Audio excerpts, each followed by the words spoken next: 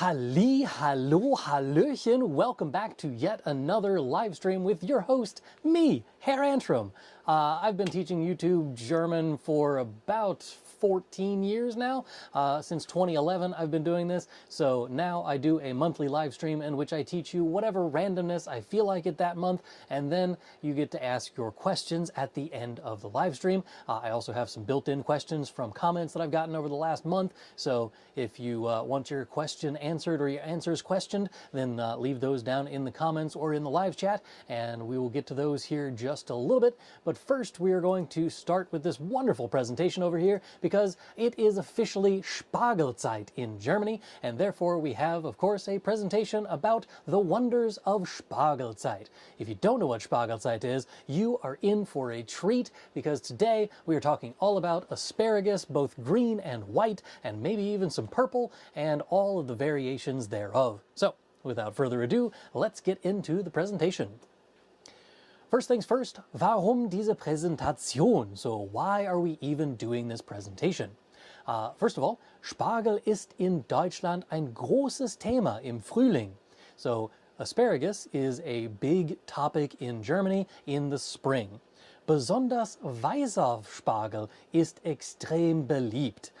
Especially the white asparagus is extremely popular in Germany. Während der Spargelsaison, also zwischen April und Juni, dreht sich alles Spargel. So during the Spargel season or the asparagus season between April and June, everything is about asparagus. So, this being the beginning of April, that's why I chose to have April as the Spargel presentation that we have, is because this is the beginning of Spargelzeit. This goes through until June, and after that, there's not really any Spargel to be had, at least not any of the good stuff. So, was erwartet euch heute? What can you expect out of today's presentation about Spargel? Wichtige Obst- und Gemüsesorten in Deutschland, so different types of fruits and vegetables in Germany.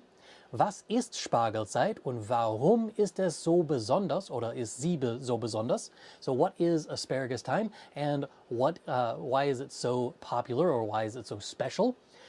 Weißer und grüner Spargel, Unterschiede und Anbau, so white and green asparagus and how you grow each one of those, so how to cultivate those two things. And typische Spargelgerichte in Deutschland, so some typical things that you can expect to eat while you're in Germany if you are there during Spargelzeit. And the last thing on the list here is, of course, fun facts, because why not? We'll start off here with some Obst und Gemüse in Deutschland. So, deutsche Küche legt Wert auf frische, regionale Produkte.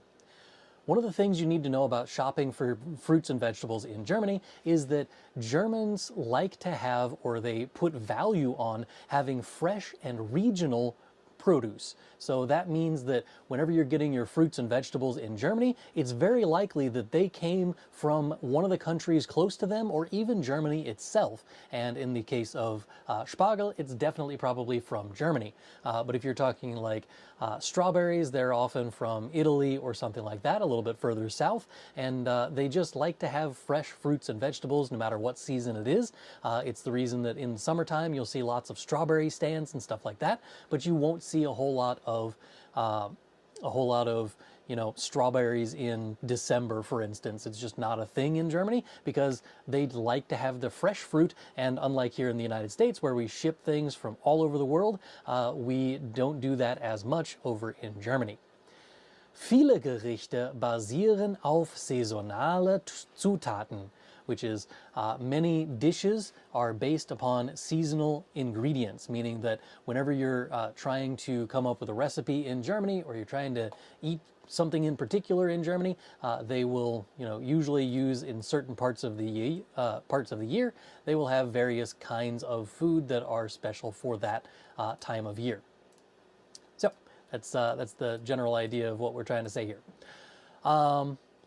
Bauernmärkte spielen eine große Rolle beim Einkauf. These are farmers markets, or Bauern being farmers and Märkte being markets. Farmers markets play a large role while shopping or while making purchases in Germany.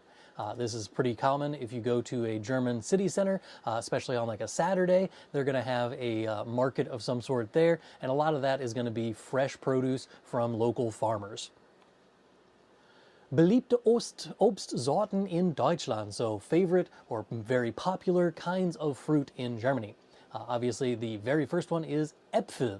It's der Apfel for the singular, die Äpfel for the plural. Das meistgegessene Obst in Deutschland. This is the most eaten fruit in Germany. Der Apfel, die Äpfel. Erdbeeren, singular die Erdbeere, plural die Erdbeeren. Sehr beliebt im Frühling. So these are strawberries. They are very popular in the spring, again around this time of year, and also of course in the summertime. Kirschen, singular form die Kirsche, plural form die Kirschen. This would be of course cherries, and oft für Kuchen und Desserts genutzt, which means it is often used for desserts and cakes, or cakes and desserts in the order that I have them in that sentence. Trauben, or grapes, singular form die Traube, plural form die Trauben. Wichtig für die Weinproduktion. This means that they are important for the wine production in Germany. If you're not aware, in the Rhine River Valley, there's a lot of different places to go and get wine.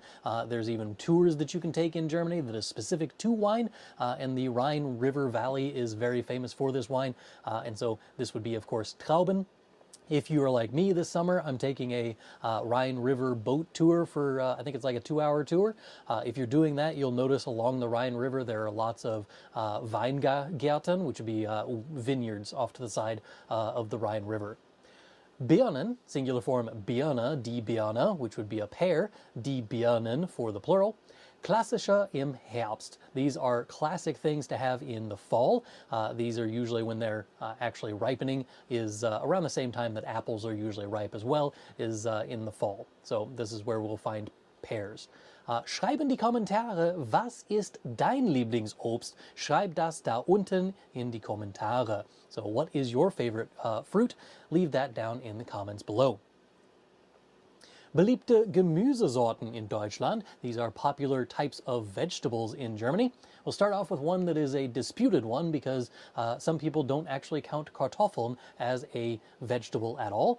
It is potatoes. Not entirely sure what they do count it as. I think it's starch, but anyway, some people say that Kartoffeln are not actually vegetables. But die Grundlage vieler deutscher Gerichte, which is, this is the base of a lot of German dishes. That is everything from potato dumplings to, Kartoffelpüree or mashed potatoes. Similar things like that in Germany. Of course, they have lots of potatoes. If you're in a German restaurant and you're looking for the most stereotypical thing on the menu, it's probably going to be some sort of pork meat of some sort, whether that's a Bratwurst or a Wiener Schnitzel or whatever it is, some sort of pork, and then you will probably have some sort of potato on there and maybe something that has to do with cabbage, probably sauerkraut. That's probably like the most stereotypical thing to get off of a German menu. But this is the base level of a lot of different dishes in Germany. That is what die Grundlage vieler deutscher Gerichte means. Karotten. This is also known as Möhren. If you're in different regions of Germany, they call it different stuff. But Karotten is one word for carrots. Another word would be Möhren. Vielseitig und gesund. This is a thing that you can have a lot of variety with. And of course, it is also very healthy for you. Looks like we have one comment for someone. It says, ich esse Ananas gern. Sehr schön, dankeschön. So we got the comment about what your favorite fruit is. We got somebody saying that it is a pineapple, die Ananas. Kohl, zum Beispiel mit Sauerkraut. Sauerkraut is obviously the fermented version of Kohl or cabbage. Typisch für deutsche Hausmannskost, which is, this is pretty typical for Germans to have as a homemade meal or a meal for a guy who comes home late at night and needs a meal. That's the kind of thing that you can expect. Something that has cabbage in it, that would be Kohl. Onions in German, that is Zwiebeln. This is oft ein Basis für Suppen und Soßen. So these are often a base for soups and sauces, but that is Zwiebeln for onions. The singular form would be die Zwiebel. The plural is die Zwiebeln. Gurken are cucumbers, so singular form, of course, die Gurke, and plural die Gurken. Wichtig für Salate und als saure Gurken. So this is important for salads, obviously, but also for pickles, which we call saure Gurken or sour pickles or sour cucumbers. If you're here in the United States, you may find that lots of Southerners will just call cucumbers pickles, even though they're not pickled, and so it's just a cucumber. But for some reason, we have lots of people who call them pickles even if they're not pickled, which is incredibly confusing when you're trying to translate from English into German. Jetzt schreib in die Kommentare, welches Gemüse isst du am liebsten? Which vegetable do you like the most, or do you like to eat the most? Write that down in the comments below. We've got another person here commenting on the fruit topic, and that says, ich esse Äpfel und Bananen. I like to eat apples and bananas, which if you're super bored, go watch the children's song version of I like to eat apples and bananas. So, if you're bored, go look that up. If you're a non-native English speaker, you may not have ever heard of that, but it's a song and it's super cheesy, so go watch that. Und jetzt nun die Frage, was ist Spargelzeit? So what is asparagus time? Die 5. Jahreszeit in Deutschland. Is this the 5th season of German? Kind of. It's a extra season. It's a special time of the year. It is specifically between April and June, so April bis Juni. Das ist Spargelzeit. Spargelzeit ist von April bis Juni. So asparagus time is from April to June. Besonders beliebt in den Regionen Niedersachsen, Baden-Württemberg, and Bayern.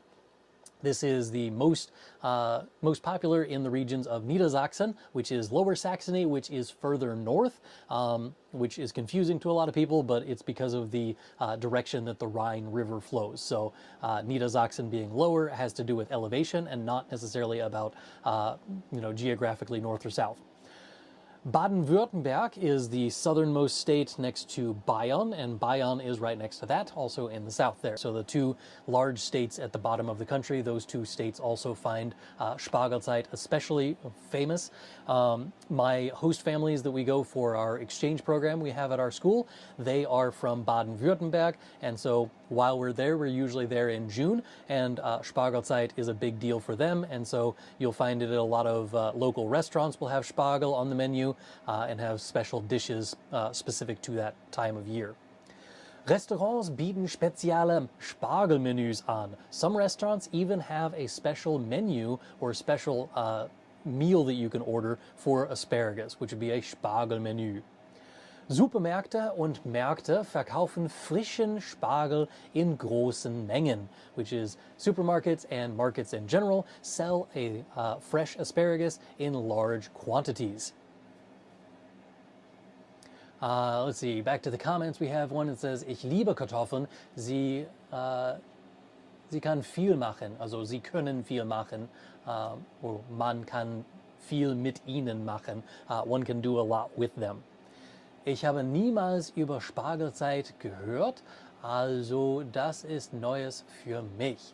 So, something new for the people in the comments down there to learn all about Spargelzeit, the 5th German season.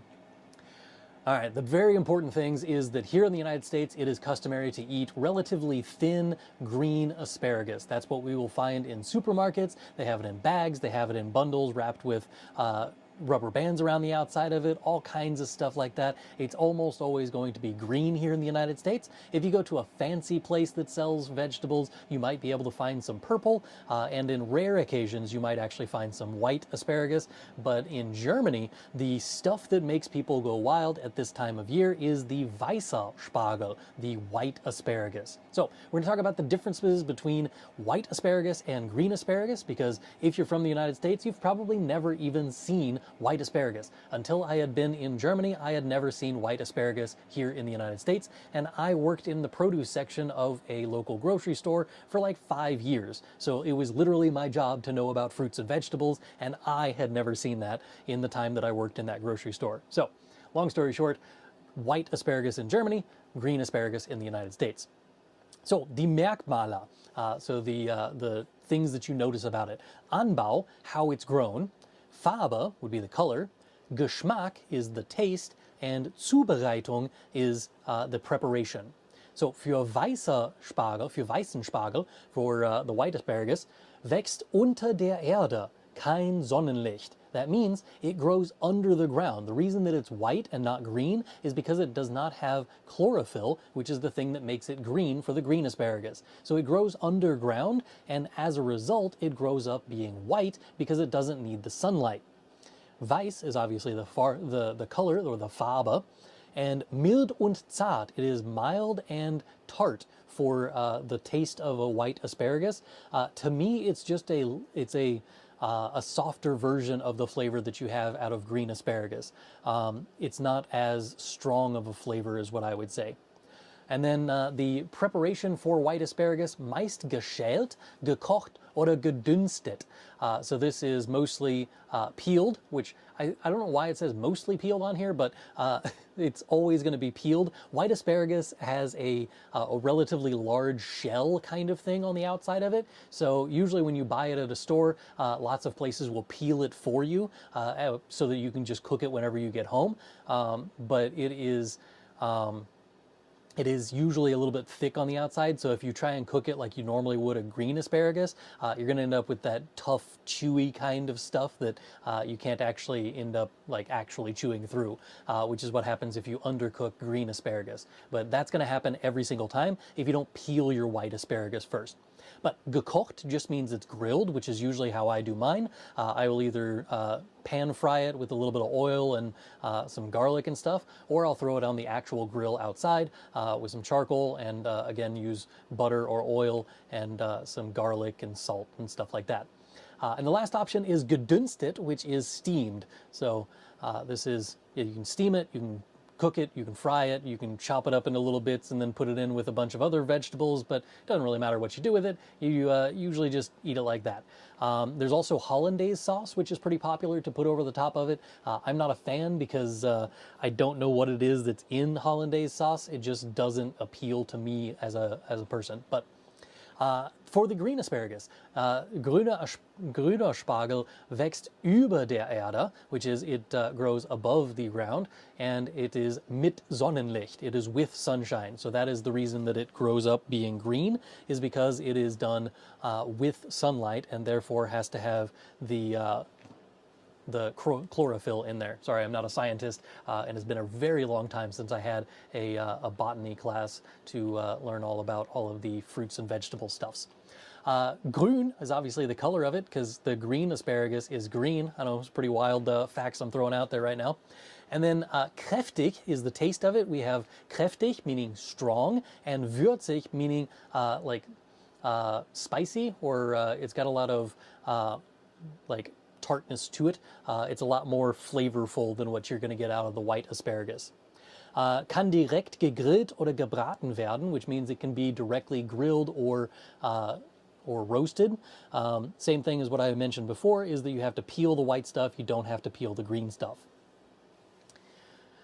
Let's see, back to the comments, we have somebody saying, ich liebe Gurken mit Salat.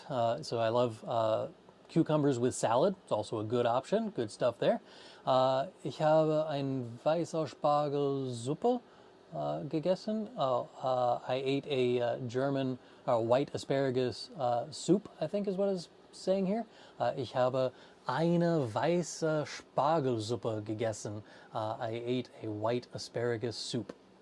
Yeah, they had it at a German market. So yeah, it's pretty popular in Germany about this time. You'll find all kinds of dishes with Spargel inside. Next up, we have Wie wird Spargel geerntet? I've already kind of alluded to this quite a bit, but how is asparagus harvested, or how is it grown? And first thing here is Handarbeit, which is handwork, meaning you can't just have a machine that goes out and plants all of the asparagus, grows all the asparagus, and then picks the asparagus. It's not like soybeans, for instance, where everything is done by a giant tractor and a bunch of machinery and stuff, and then you just roll a combine through there and pick up all of the soybeans in the field. That doesn't work for asparagus. Spargel wird von Hand gestochen, die Stangen nicht zu beschädigen. So this is, it is picked by hand, and that is in order to not damage the stalks. So if you try and have like a machine just roll through, you're going to have a very high likelihood of you damaging all of the stalks on that, and then nobody's going to buy it. So there's that. Spargel wächst extrem schnell. So asparagus will grow incredibly fast. Bis zu 7 Zentimeter pro Tag, which is up to 7 centimeters per day. That means that if you just sat in your garden and watched your asparagus, you could literally watch it grow while you're sitting there, because it actually does grow that fast. Spargelfelder sind besonders gepflegt. So this is, asparagus fields are especially set up. Sie haben oft lange, aufgeschüttete Reihen mit Folienabdeckungen. So this is, they have long rows that are kind of mounded up and covered in a kind of foil plastic looking stuff that goes over the top of it to keep all of the light out, but also to keep all of the bugs out. You don't want to have a bunch of stuff burrowing into the dirt to try and get to your asparagus. Spargel ist teuer, weil der Anbau und die Ernte sehr arbeitsintensiv sind. So asparagus is expensive because both the growing of it and the harvesting of it are very work intensive or labor intensive. So, question from the comments, is this A2? Is das A2 Niveau? Is this A2 level?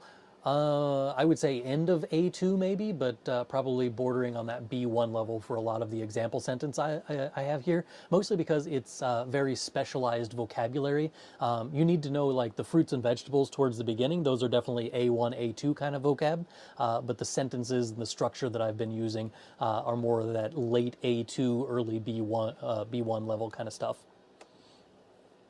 Spargelanbau in Deutschland. So the growing of asparagus in Germany. Wichtige Spargelregionen. Where is the special areas that it's grown? Beelitster Spargel in Brandenburg. So this is one of the name brands of Spargel. I'm probably mispronouncing it. Einer der bekanntesten in Deutschland. Apparently it's one of the most famous in Germany. I Googled a few names is basically all I did before I made this presentation. I don't actually know these names myself because I don't actually like their white asparagus, so I'm not looking out for a particular name brand of stuff. But in Brandenburg, that name is apparently synonymous with Spargel. Schwetzinger Spargel in Baden-Württemberg. That's another one that is from the region of Baden-Württemberg or the state of Baden-Württemberg. Seit über 350 Jahren angebaut. This has been growing asparagus for about 350 years, which is something us Americans have trouble wrapping our brains around because 350 years ago, our country was just barely getting its footing. So not really a whole lot of history beyond 350 years that we didn't destroy in our path before that. So anyway, Niedersächsischer Spargel, which is the Lower Saxony asparagus, große Produktionsmengen. This is the group that has a lot of production out of this. So they have giant fields full of this asparagus. You'll notice that on the map here I have three little dots. The first one is up here in the top right. That is in Brandenburg. On the top left here, that's the one that is in Niedersachsen. And then down here at the bottom is the one that is in Baden-Württemberg. So I tried to put them close to where the actual, not factories, but farms, where they grow the asparagus, where they're actually located. Warum lieben die Deutschen Spargel so sehr? Why do the Germans like asparagus so much? Why is it a big deal to them? So, Tradition und Geschichte, tradition and history. That's really what it boils down to. Is it's not just the history of it, but also the tradition of, like, every year at this time of year we have some asparagus, and then whenever it goes away, then obviously you have that longing for it for the entire time that it's gone again. Spargel wurde schon im 16. Jahrhundert in Deutschland angebaut. Asparagus was already being planted in the 1600s in Germany, or the 16th century in Germany. Früher ein Luxusgemüse für Könige und Adlige. So before this, it was a luxury vegetable for kings and for noblemen. Heute ein Symbol für den Frühling und frische Küche. So now it is a symbol of the springtime and also for fresh dishes or fresh foods. Spargel in der deutschen Küche, asparagus in the German kitchen. Or the German diet, I guess. Wie essen die Deutschen Spargel? How do the Germans eat their asparagus? I've already mentioned this before, but klassisch ist mit Hollandaise Sauce, so Hollandaise sauce, Kartoffeln und Schinken. And they also serve it with potatoes and ham, or in some cases it's actually bacon. Usually whenever I'm making asparagus, if I want to be all fancy about it, I will, especially on the grill, I'll put like on the top of the grill, I'll put a few pieces of bacon and then let the drippings from the bacon kind of fall on top of my asparagus while it's cooking, and then just kind of stir that around for a little while, so you end up with bacon grease and your asparagus put together, and it is mwah, fabulous stuff. Suppe, you can eat this as a soup, as we've already mentioned. Spargelsuppe is asparagus soup, und es ist cremig und lecker. It is creamy and delicious. Salat mit Eiern und Kräutern. So this could be in a salad with also eggs and some other green vegetables. Kraut is a very strange word. We Americans have the word kraut in our vocabulary to begin with, because that's kind of what we called the Germans during World War I and II. And we would go and fight the Krauts. They probably don't like that nickname, but the reason we called them that is because the things they ate were green leafy vegetables, and they were all called kraut, and they didn't bother to differentiate between this kind of kraut and that kind of kraut, and so all of it was just kraut. But Kräutern are, again, just green leafy vegetables. This could be romaine lettuce, it could be red leaf lettuce, it could just be like any kind of lettuce that's out there. If fans of kale, you'll also notice the word Kraut in the name for kale in German. Omelettes und quiches. This would be, obviously in omelets and quiches, so things that have lots of eggs in it. Spargel als Zutat in Eierspeisen. So asparagus is there as an ingredient in things that have eggs in them. So Eierspeisen for egg dishes. Gegrillt oder gebraten, this is usually how I eat it, eine moderne Variante. So you can grill it or roast it, and this is the modern variation of the same types of things. Wie wird Spargel zubereitet? How is bacon prepared? Typische Zubereitungsmethoden.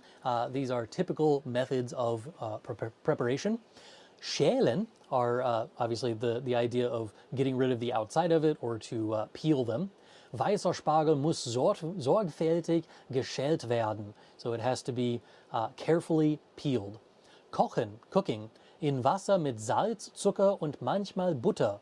If you're going to boil it, you put it in water with salt, sugar, and some butter. Dämpfen, that's steaming, so besonders schonend für den Geschmack. So this is really good if you want to keep all of the flavor in it. Steaming it keeps most of the flavor in it, as opposed to the other cooking methods that kind of draw out the flavor a little bit and ends up in the water for boiling it, for instance, as opposed to staying in the food. Braten und Grillen, for what I usually do with it, eine moderne, würzige Variante. If you want a more modern and spicy version of this, you can grill it or roast it. Spargelzeit in der deutschen Kultur. So asparagus time in the German culture. Spargelfest und Traditionen. Spargelfest is asparagus festival, and that is actually a thing in lots of cities, as it says in my next example sentence. Spargelfeste in vielen deutschen Städten mit Ständen, Verkostungen und Musik, which would be that there are asparagus festivals in lots of cities, and they have stands so that you can, and also tastings and music, so you can go out there, listen to some music. They're probably singing songs about asparagus. I don't know that that's true, but that's just what I envision, is just a bunch of people like yodeling Spargel things to themselves. But Verkostungen is tastings, and Ständen are the stands at which they sell the asparagus. Spargelkönigin, in manchen Regionen wird eine Spargelkönigin gewählt, which is in some regions they elect a asparagus queen, meaning a person who is crowned the queen of asparagus for that season in their particular region or city.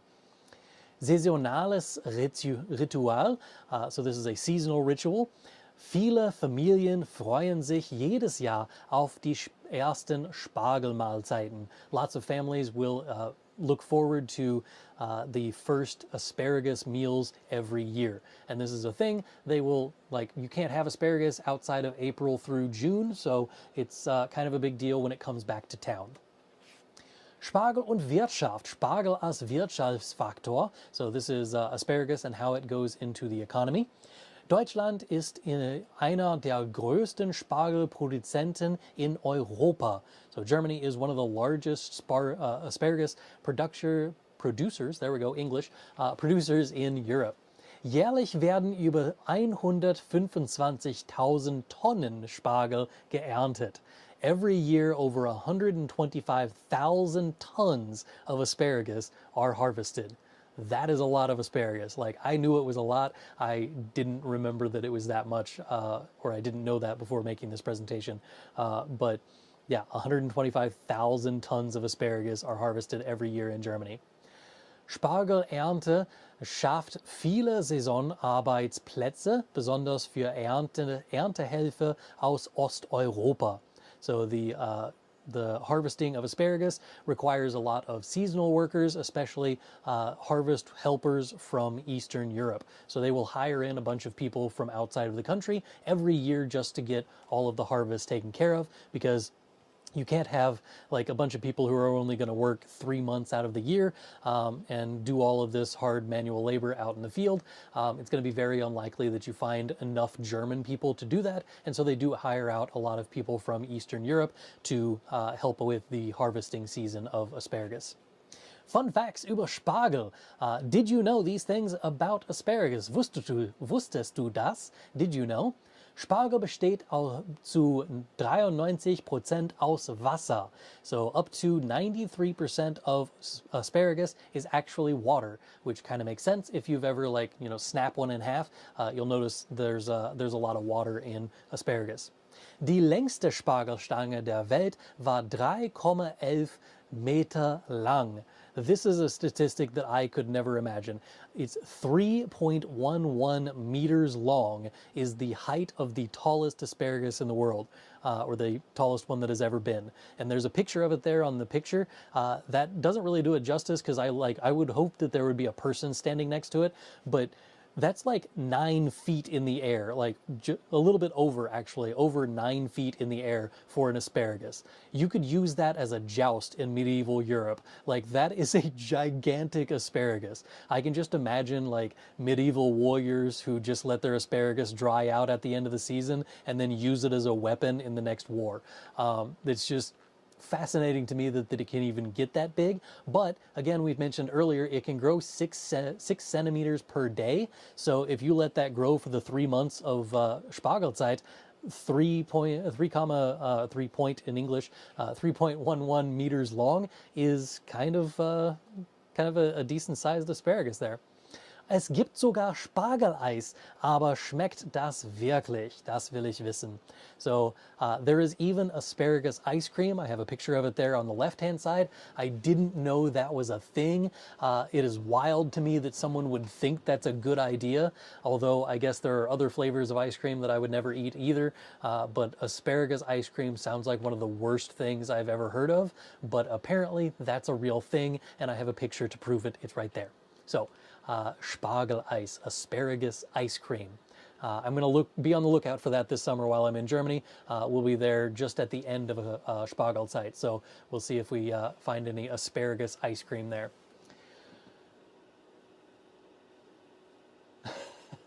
One person thinking that this was about sports season without looking at the pictures in the slides. Yeah, Spargel, Sport. Yeah, it's pretty close.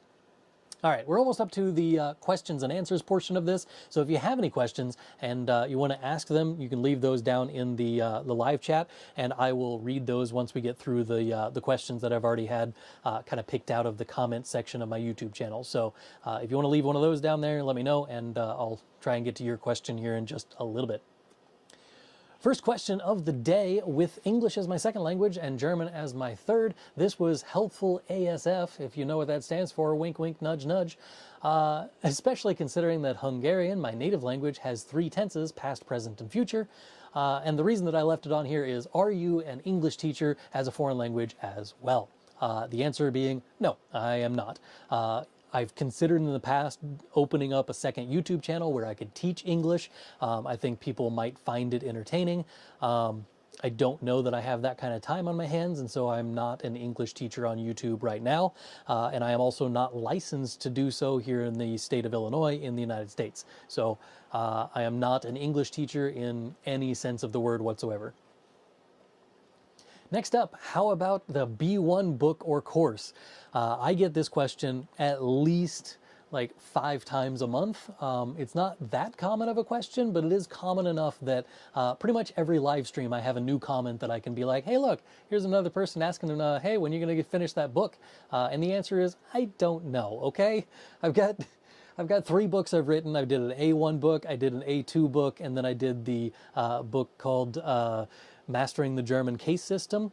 Out of all 3 of those books, I don't have time in my schedule right now to do a B1 book. I am working on it, I promise. It's just going to be a while before I come out with it. Just think of it as like, I don't know, the next thing of Game of Thrones. It's going to be a while before I come out with the next book, but when I do, it is going to be epic. Haben wir geschriebene Transkript für dieses Video? In this one, they're asking about the B1 series that I have of the Discovering Deutschland, and they wanted to know if there was a transcript for this. The reply that I gave to them for this was basically, yes, there's a transcript. If you want, you can download it from the video itself. I always upload the subtitles to it, so there's a file that goes along with that, and you can download that from YouTube directly. But the easiest way to get a transcript of all of my videos is to become a member of my Deutschlerner Club. That's $14.99 per month, and that gets you access to pretty much every time I come out with a new video. I have materials that I go along with that. One of the things is a copy of the script. If it's all in German, like the video that this person commented on, it is both in German and in English, and I upload that every single time whenever I post a new video. It also comes with worksheets and stuff like that to go with each video, and then you also get access to my entire A1 and A2 courses and the materials that I've come out with since, I think I started this in like December of 2022, so it's got almost, not quite 3 years worth of German materials where I've come out with a new video, videos that merited having a worksheet or extra materials to go with it, usually around 40 or 50 of them per year. So there's a lot of material available through the Deutschlerner Club. So if that's something you're interested in, link in the description, of course, for that, or germanwithantrim.com/store. Is German standard throughout Germany, or is there strong dialects that make it hard for Germans to understand each other from vast distances within Germany? One of my favorite stories is the first time that we did our exchange program with our host families. They're in Baden-Württemberg, and in that particular region, they speak Schwäbisch, or Swabian dialect. And we went on this tour of an old farmhouse, and we had to split into 2 groups, and one group got the younger of the 2 tour guides, and our group got the relatively old woman, we'll call her. She was probably 70s, maybe into her 80s. She was a relatively old woman who was doing our tour. And about 10 minutes into our tour, I was just so confused. I was like, I have a degree in German. I teach German for a living, and I have no idea what this woman is saying, and I can't for the life of me figure out if I'm just dumb and I can't listen well, or if she's speaking in a dialect I don't understand. And so at about 10 minutes into this tour, I turn over to one of the German teachers who's like from Germany, and I ask her, am I dumb or is she speaking in a dialect? And she's like, I actually don't understand her either. I'm not from this region, and I don't speak Swabian either. So I didn't feel as bad then, but yes, it can be an issue. Luckily, most people will speak High German throughout Germany. So if you give them that confused look of like, I don't speak Bayerisch, then they will switch over to High German with you, and you don't have to worry about having those kind of communication errors. And yeah, that's probably the easiest way, is to just learn High German, which is kind of the standard German. And then if a dialect comes up, some of the dialects are easier to understand, like Berlinerisch or Berlin dialect. I can understand that one just fine. It's mostly just a few consonant shifts and stuff like that. It's not terribly difficult to understand, but Bavarian, Swabian dialect, Austrian German, Swiss German, I can't understand like half of what they say. So be forewarned, it is an issue. But if you say out loud, basically, ich kann nur Hochdeutsch, or können Sie Hochdeutsch, can you speak High German? Usually they'll switch over to a version of German that you can actually understand. And then, is Austrian German and Swiss German extremely different also? And the answer is yes, absolutely. They are different dialects, and they speak differently, and that kind of has to do with the fact that Austria borders other countries that also speak other languages. So like in the northwestern parts of Switzerland, that is. In the northwestern parts of Switzerland, you'll have like a little bit of French. In the southern regions, you'll have a little bit of Italian. In the northern region, it's more like southern German dialect. And so there's different variations throughout Switzerland that make it a little bit confusing. For Austrian, it's basically just like strong Bavarian is basically what I consider to be Austrian German dialect. All right, I think that was the last of the questions that I have on here. So we'll switch over to the camera view so that you can actually see my face. Let's start with that. There we go. And second of all, we'll also switch over here to the comments section, see what kind of questions you guys have over here. Of course, we have the comments on here about what your favorite fruit and vegetable are. We got a few of those comments on there. And then one person says, if you taught advanced English, I'd be there. Yeah. It is something that I have considered in the past. I just don't really have the bandwidth right now to do that, as well as my full-time teaching job, and we're preparing for the exchange trip that's coming up in July, and yeah, also working on my next book, because I got these 3 books over here that are already done, so I'm working on the next one of those. Yeah, I just don't have time to start another YouTube channel at the moment, and if I were ever to do it, I would do it during a summer so that I can like get everything prepared and then like start releasing videos in August or September or something like that. And that's definitely not going to happen this summer. I'm going to be traveling for the vast majority of the summer this summer, partly by choice and partly by not. So yeah, I just won't have time for starting a new YouTube channel anytime soon. Let's see, is there anything else in here in the comments that I need to address? Seems like I've gotten everything out of there. All right. I do one of these. Usually it's on a Monday. It's the first Monday of every month. The first Monday of every month is when I do these live streams. The next one of these obviously will be in May. What day is the first Monday in May? Let's see. May the 5th.